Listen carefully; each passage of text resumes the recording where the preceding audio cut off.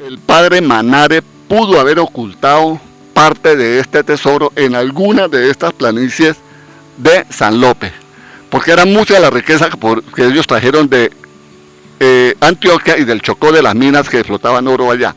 La esplendidez y magnificencia de los llanos no puede comprenderse sino viéndolos.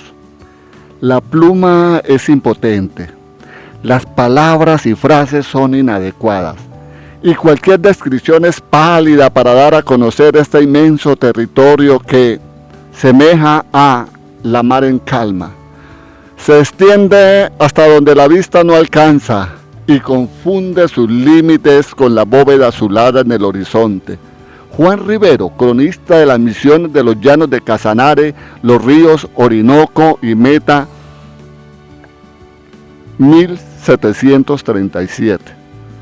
Y es en fecha cabalística, año 1659, que el rey Felipe de Vizcaya le firma a la comunidad jesuita la encomienda para llegar a los llanos de Casanare a realizar las primeras concentraciones o reducciones, como lo llamaban en la colonia.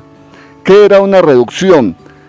Agarrar a los precolombinos, a los indígenas de acá, y poderlos que ya no fueran tan nómadas y que se ubicaran en un sitio específico.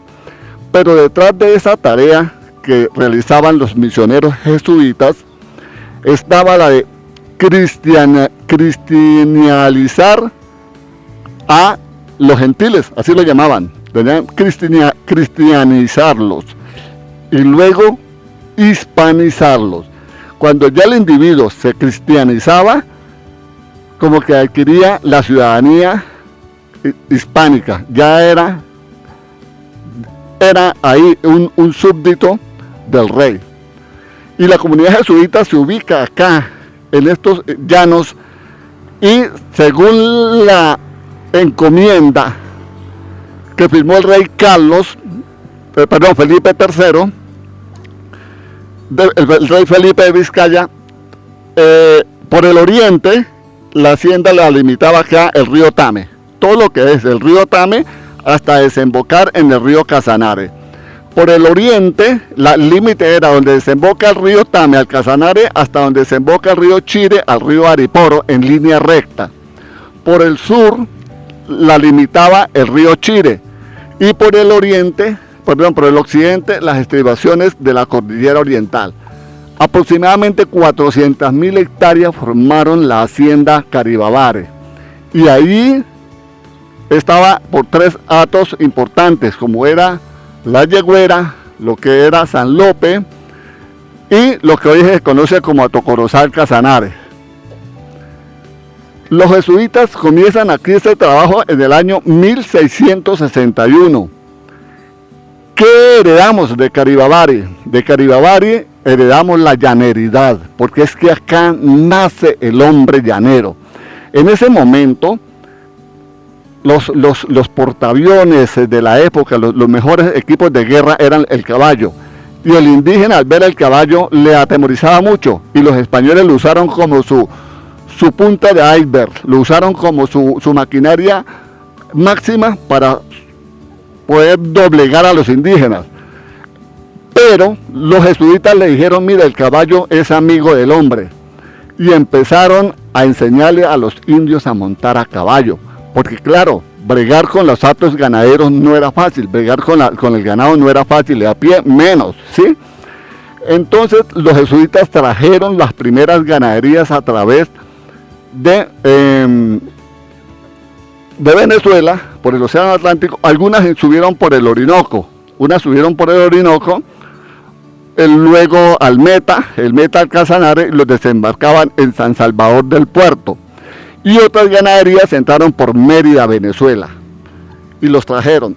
Empezó ese trabajo: hombre, sabana, caballo, para doblegar las ganaderías. Aquí empieza el costumbrismo desde el llanero.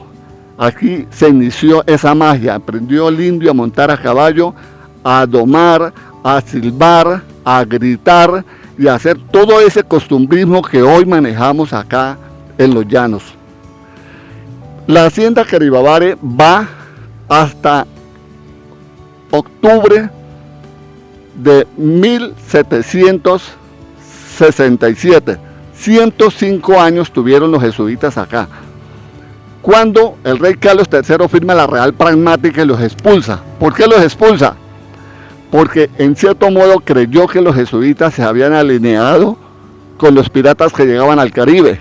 Los jesuitas sacaban carne seca por el río Casanare, las colocaban en Santo Tomé de la Guyana, y mucha de esa carne seca iba a las Antillas y alimentaban a los piratas allí. Hubo un pirata que estuvo ahí en Santo Tomé y se tomó Santo Tomé de la Guyana. Y entonces la corona sintió celos de que podía haber una atracción allí. Y obviamente ya era una hacienda muy poderosa. En su liquidación en el año de 1737, la hacienda Caribabares tenía 12.000 cabezas de ganado, 387 caballos y yeguas, 60 mulas y un burro, dice en el testamento, en el registro de liquidación de la hacienda Caribabares. ¿Qué más hicieron los jesuitas acá? En Caribabares aprendieron a sacar el aceite de tortuga, del huevo de tortuga, muy apetecido en Europa, y ese aceite de huevo de tortuga lo sacaban también por el río Casanare e iba a Europa. Como también salieron muchas cosas exóticas como la pluma de garza, que también, y animales exóticos que salieron por este lado.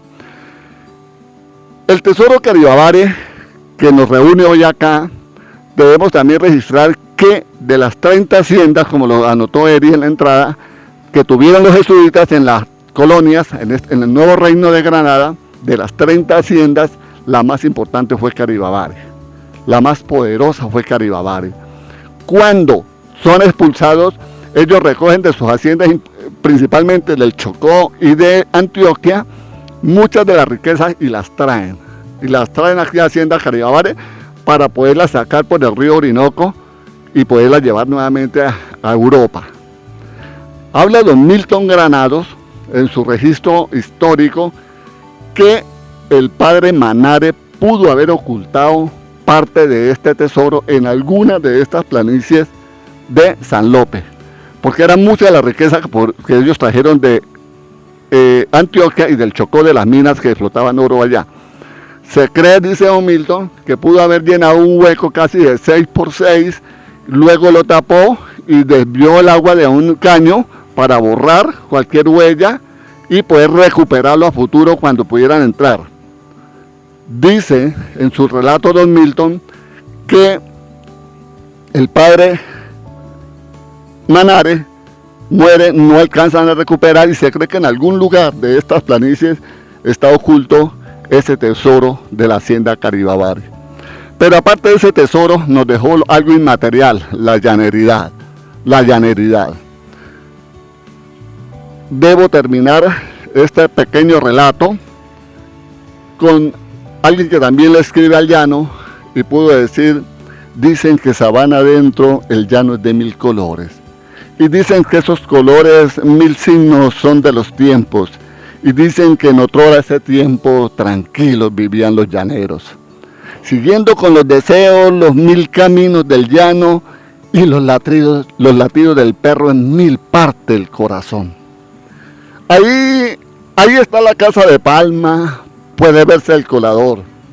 Ahí está el tinajero, negro se ve el colador. De tanto tomar café, le dio al llanero el color. Si hay una despedida, noto en el hospedaje de sus ojos deseos de volver pronto a este llano recóndito, a esta sabana de 1000 colores, donde allá en la lejanía el cielo sale del llano o el llano nace en el cielo. Muchas gracias por su visita.